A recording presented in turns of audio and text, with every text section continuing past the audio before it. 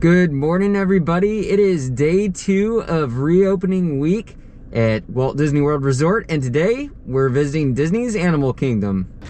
So different from Magic Kingdom yesterday, parking actually opened 30 minutes in advance of the Animal Kingdom theme park opening today. Animal Kingdom is opening at 8 o'clock today. Magic Kingdom opened at 9 yesterday. Magic Kingdom allowed for parking 1 hour in advance, but I can only assume that that's just because of the difference in time it takes to get from the parking plaza to the park, since you have to go through the transportation and ticketing center over at Magic Kingdom. Also different than at Magic Kingdom, the cars are spaced socially distant from each other, so we have a parking space in between each row of cars. And we're getting ready to go through the temperature screening. Got our face covering and physical distancing reminders. Welcome to the Walt Disney World Resort. For the health and safety of everyone, all guests are required to follow the directions for temperature screening. Good morning. Thank you. Perfect. I'm excited to visit Animal Kingdom today. This is a park that I haven't been to in a little while, and a little bit's changed since I've been here last. So it's gonna be fun to have some new experiences.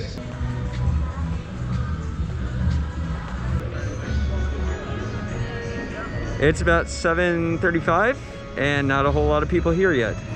Good morning. How are you today? Feeling great. Awesome. It's good to have everybody back, huh? Yeah.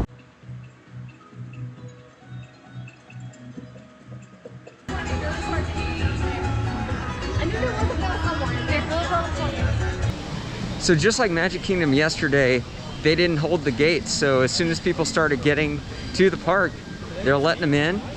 Yesterday, that was happening at about 8:30 at Magic Kingdom. Today, it's happening at about 7:45 at Animal Kingdom. And my guess is it was a little bit earlier than that. It's a beautiful morning here at Animal Kingdom. It's just such a beautiful park all the way around. They did a great job with the theming of this park.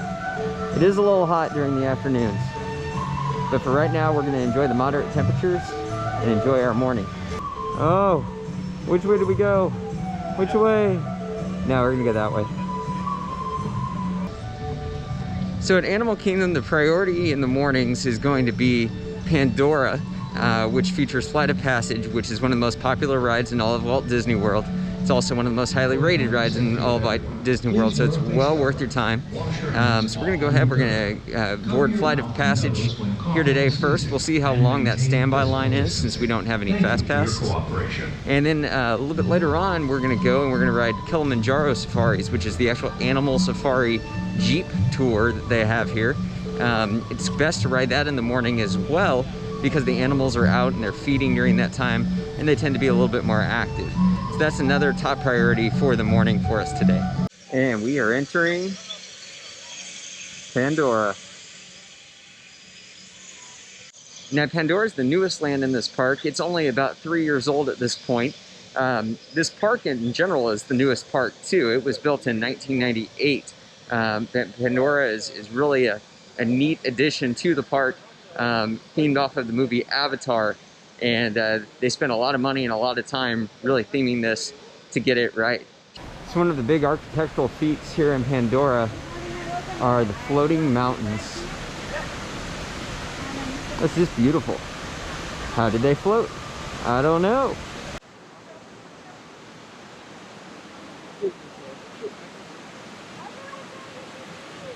So this is awesome, being able to just kind of walk onto the ride like this. They said we should be able to just walk right on.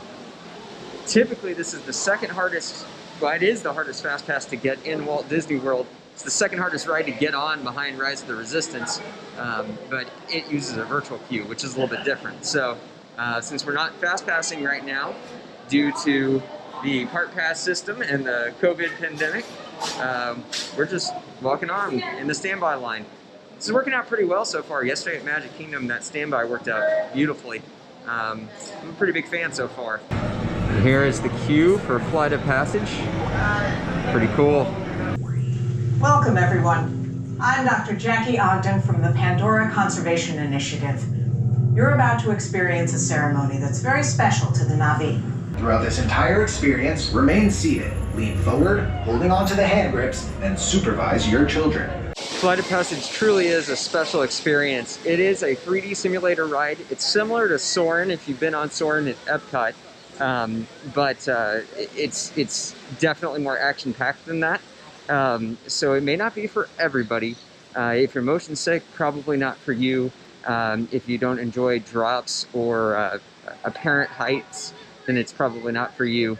But if you are okay with all of that, it's about a 4.5-minute flight on the back of a Banshee. You can feel the Banshee breathe in between your legs, and you're straddled on it.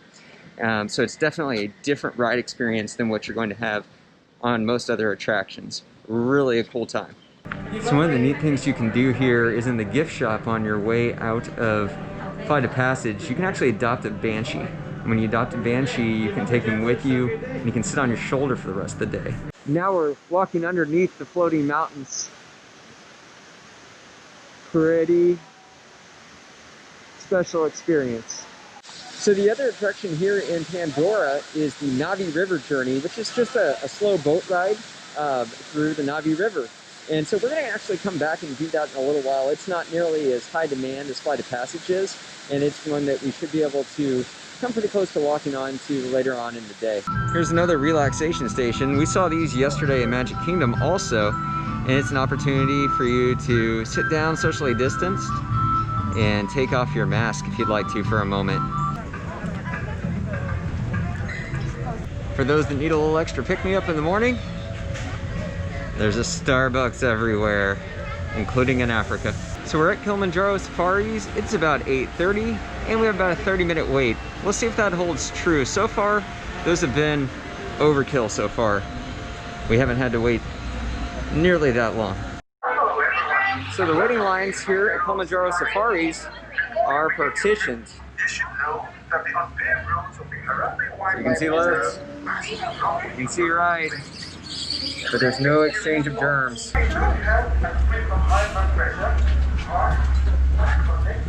antelope on the hill to the right, the grayish one, so the emblem of this reserve, and the darker their fur color, the more dominant that they are. Wide mouths, so they can easily grasp right off the ground. The male ostriches are actually much bigger and have black feathers. The ostrich are also the fastest thing on 2 legs. Unfortunately, Festival of the Lion King and Finding Nemo the musical, which are 2 great shows, are currently closed right now due to the pandemic, and we'll have to wait and see when those reopen. All right, guys, we're on our way from Africa to Asia now, and there's 2 attractions in Asia that we're going to take advantage of. The first one is one of the most popular coasters in Disney World, and that is Expedition Everest. It's a thrill coaster, not for the faint of hearted, beautifully themed, particularly in the queue. You are trying to escape the grasps of an angry Yeti. And then the other attraction that we are going to experience is the Kali River Rapids. And that is a water adventure, a tube water adventure. And so it's a great way to cool off. Mouth and nose when coughing and sneezing, and maintain physical distancing. Thank you.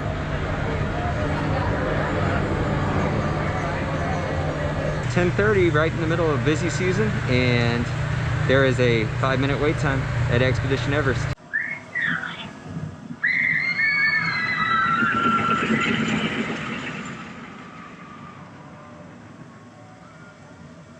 There's Expedition Everest in the background, and then in the foreground is their river amphitheater, and that is home to the Rivers of Light Nighttime Spectacular, which is not going on right now. There are storage lockers available, just in case you need a place to store things that you don't want to get wet.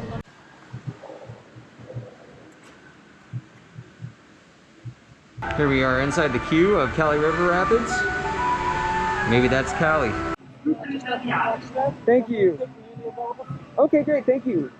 Kind of interesting here, even though you have your own raft, unlike at Universal Studios where they have a similar type of ride in Popeye and Bluto's, they don't allow you to take your mask off, even though you could potentially get wet here. So that is interesting. So hopefully I don't get my mask wet because I don't have an extra one today.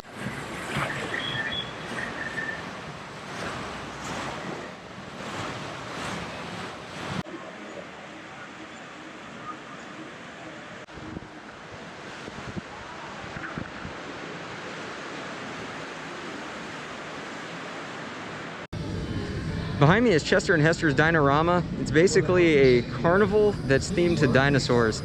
There's a backstory about this with some college students that work at the Dino Institute, but I don't know all the details and I don't want to get into it. Definitely one of the more controversial lands ever produced for a Disney park.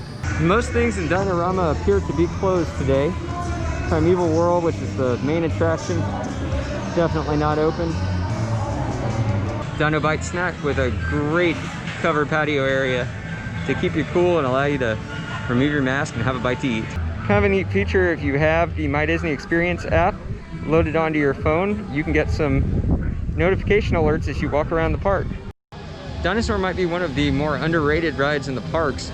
It's a motion ride with a simulator vehicle, but you go back in time and search to bring a dinosaur back to the future. And it's really a fun ride. There's some great animatronics in there. It does whip you around, it beats you up a little bit. It is not a simulator, so you are actually going through a dark ride track. And just like everything else, such a low wait today, 5 minutes. There's actually some really cool artifacts as you wait in this queue also, so if you're interested in dinosaurs, this one's for you. This is the Age of Dinosaurs! Some of the queues have been modified to keep groups from gathering, and this is one of them. There's typically a pre-show film. Not in this case, we're just getting straight on the vehicle. Time travel commencing in T-minus 10 seconds.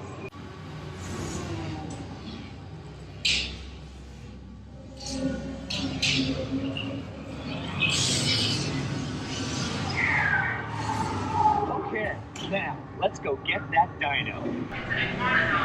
Vegetarian. Do you copy? Well, we escaped the T-Rex alive. One thing I would recommend too is when you're about to ride a ride that's truly a dark ride like that, where it's indoors and you need everything to be pitch black in order to see all the effects, that one and then the Haunted Mansion comes into mind. If you can ride those in the evening, it's so much better because it's odd how much light actually seeps in during the day that you don't know is there. At night, everything just pops a little bit more. You can really see the show lighting that the directors of the attractions intended. All right, guys, it's almost 11 o'clock. I'm gonna give you a quick look at the times, the wait times on the My Disney Experience app right now. I can only imagine they are extremely low. The longest we've had to wait was this morning for Kilimanjaro safaris. It said 30 minutes. We were in line probably more like 20 minutes. Everything else has been walk-on. It's been great. It's 11 o'clock, and so following the advice that I mentioned yesterday, we are gonna go ahead and have some lunch. It's not that things are crowded at all today, but that is just typically my advice, is that have an early lunch or a late lunch, and then take advantage of the short lines or shorter lines on attractions during the time that everybody else is eating theirs.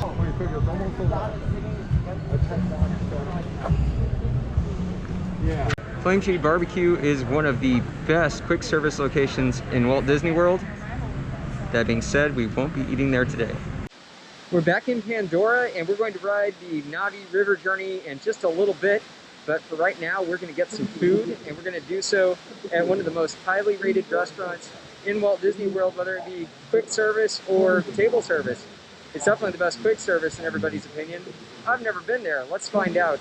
It is the Thule Canteen. All right, I just got my message that my mobile order is ready. It's Thule Canteen. So we're going to go pick that up and enjoy a delicious lunch.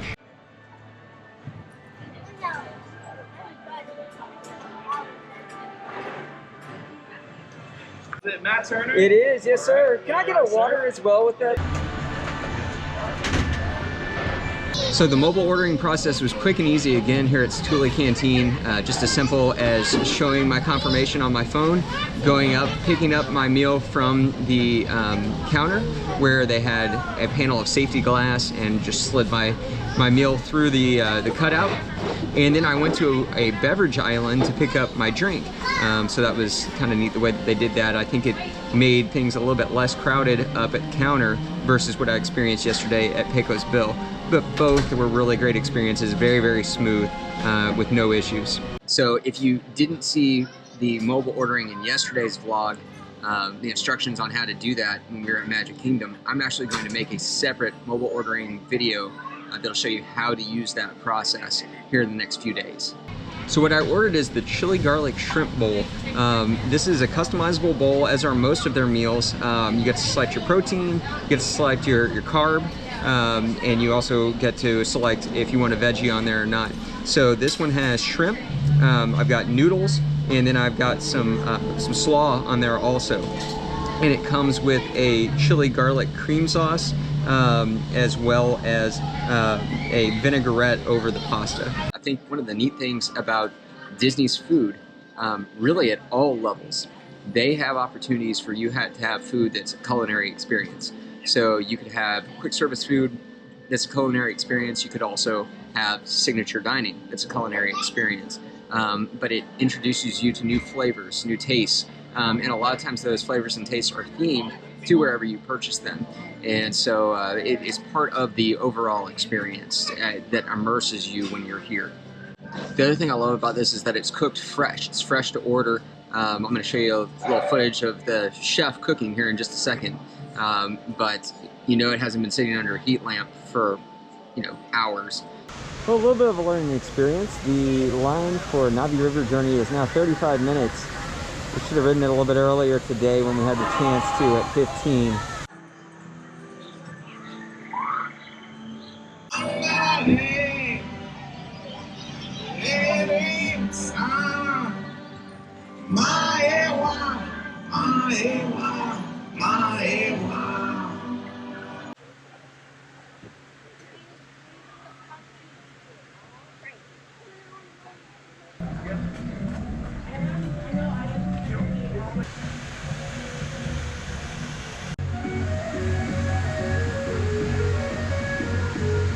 The trunk of the Tree of Life has many animals meticulously hand-carved into it. It looks like a real tree. It's not, but it's beautiful.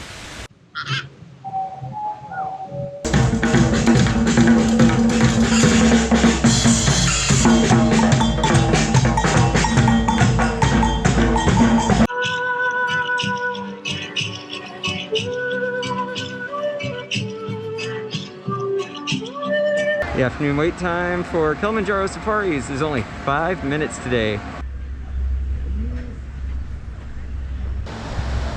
I'm glad that the monkeys are following social distancing as well.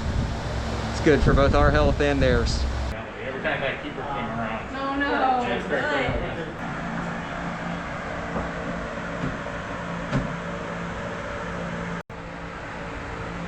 So you can go all around the park today until about 5 p.m. gathering badges from any of my friends that look like Russell. And you can learn all about different elements on how you can help nature here in Animal Kingdom or even in your own backyard. That's what it's all about. Awesome. But there's tons of different badges to collect. If you have a young child, how cool would it be to let them go home with their own fur baby from Animal Kingdom? One of my favorite things that Disney has done is they have taken the lids on the trash can and permanently pinned them back so that when you put your trash in there, you don't have to touch the lid. That's a great sanitary measure and such a simple thing. At Rafiki's Planet Watch, we get to take a train to a conservation station to learn a little bit more about the efforts that go into conserving animals and our Earth.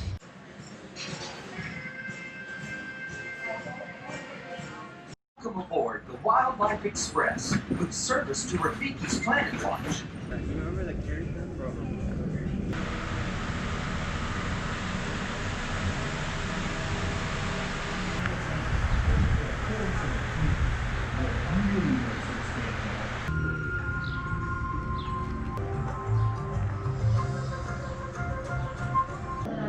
the hours you need to sleep.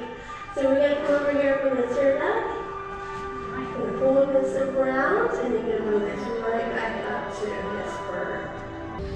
That animation experience is a really neat idea. It's a free art class basically where you can learn to draw animated animals. Did you make a lot of the things that are out on display here? Yeah. Oh, that's beautiful.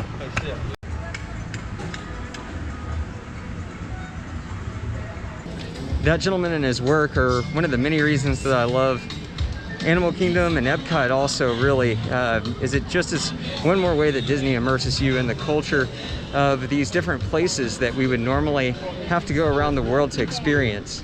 So obviously in Epcot you've got a lot of the European countries, and then here you have Asia and Africa as continents, and so just unbelievable. So I think our takeaways as we leave here today, another great experience, just consistent across the board from what we experienced at Magic Kingdom yesterday. Social distancing being enforced, masks being enforced, Disney putting up barriers where necessary. This park has a lot more space than Magic Kingdom does, so there's not quite as many bottlenecks, so I think it was easier to physically distance here. I did notice maybe a few more quick service locations that were closed than what we experienced over at Magic Kingdom. There were a handful at Magic Kingdom also, but here it seemed like probably half or so of the quick service locations were closed for meals.